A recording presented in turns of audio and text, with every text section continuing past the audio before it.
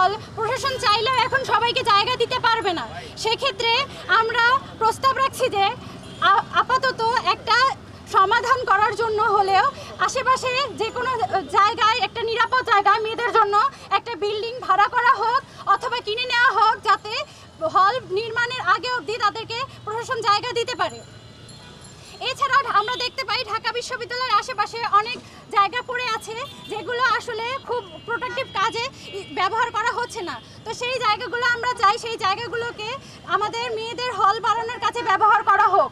আমরা জানি একটি সময় সাপেক্ষের ব্যাপার, কিন্তু বছরের পর বছর ধরে এই দীর্ঘস্থায়ী শব্দটা শুনতে শুনতে আমরা ক্লান্ত হয়েছি।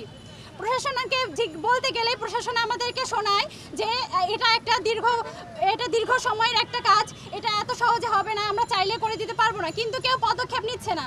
শুধু বলেই যাচ্ছে যে এটা একটা দীর্ঘস্থায়ী কাজ, এটা এত দ্রুত সমাধান করা সম্ভব না, শুধু বলেই শেষ, কিন্তু তারা কোনো রকম পদক্ষেপ নিচ্ছে না।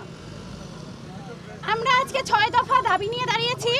আমাদের দাবিগুলো হলো ঢাকা বিশ্ববিদ্যালয়ে শতভাগ আবাসিককরণ করতে হবে, 2 প্রথম বর্ষের প্রথম দিন থেকেই সিট প্রদান করতে হবে, 3 মেয়েদের হল সংখ্যা বাড়াতে হবে, 4 নতুন হল নির্মাণের আগে অবধি যাদের আবাসন সমস্যা আছে তাদের আবাসন সমস্যা নিশ্চিত করতে হবে ক্লাস শুরুর আগেই। এক্ষেত্রে 7 দিনের মধ্যে আমরা দৃশ্যমান পদক্ষেপ দেখতে চাই।